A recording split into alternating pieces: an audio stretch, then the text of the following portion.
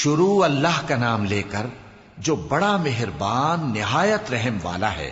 میں روز قیامت کی قسم کھاتا ہوں اور نفس لوامہ کی قسم کھاتا ہوں کہ سب لوگ اٹھا کر کھڑے کیے جائیں گے۔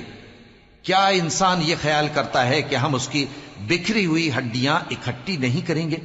ضرور کریں گے، اور ہم اس بات پر قادر ہیں کہ اس کی پور پور درست کر دیں۔ مگر انسان چاہتا ہے کہ آئندہ بھی خود سری کرتا چلا جائے، پوچھتا ہے کہ قیامت کا دن کب ہوگا۔ سو جب آنکھیں چندھیا جائیں اور چاند گہنا جائے اور سورج اور چاند جمع کر دیے جائیں، اس دن انسان کہے گا کہ کہاں ہے بھاگنے کی جگہ؟ کہیں نہیں، کوئی جائے پناہ نہیں۔ اس روز تمہارے پروردگار ہی کے پاس تمہیں جا ٹھہرنا ہے۔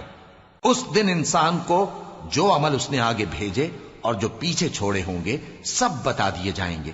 بلکہ انسان آپ اپنا گواہ ہے، اگرچہ عذر و معذرت کرتا رہے۔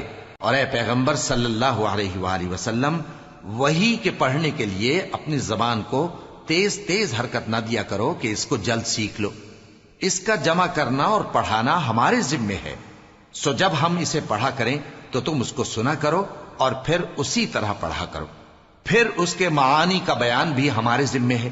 مگر لوگو، تم دنیا کو دوست رکھتے ہو اور آخرت کو چھوڑے دیتے ہو۔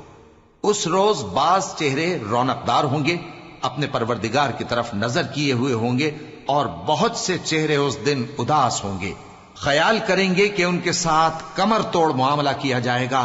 ہاں، جب جان گلے تک پہنچ جائے اور لوگ کہنے لگیں اس وقت کون جھاڑ پھونک کرنے والا ہے، اور اس جاں بلب نے سمجھا کہ اب جدائی کا وقت ہے اور پنڈلی سے پنڈلی لپٹ جائے، اس دن تجھ کو اپنے پروردگار کی طرف کھینچے چلے چلنا ہے۔ پھر ایسے مغرور نے نہ تو پیغمبر صلی اللہ علیہ وآلہ وسلم کو سچا جانا اور نہ نماز پڑھی، لیکن جھٹلایا اور منہ پھیر لیا، پھر اپنے گھر والوں کے پاس اکڑتا ہوا چل دیا۔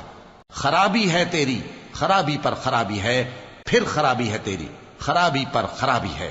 کیا انسان یہ خیال کرتا ہے کہ اسے یوں ہی چھوڑ دیا جائے گا؟ کیا وہ منی کا جو ٹپکائی جاتی ہے ایک قطرہ نہ تھا، پھر لوتھڑا ہوا، پھر اللہ نے اس کو بنایا، سو اس کے اعضاء کو درست کیا، پھر اس کی دو قسمیں بنائیں، مرد اور عورت۔ کیا اس کو اس بات پر قدرت نہیں کہ مردوں کو زندہ کر دے؟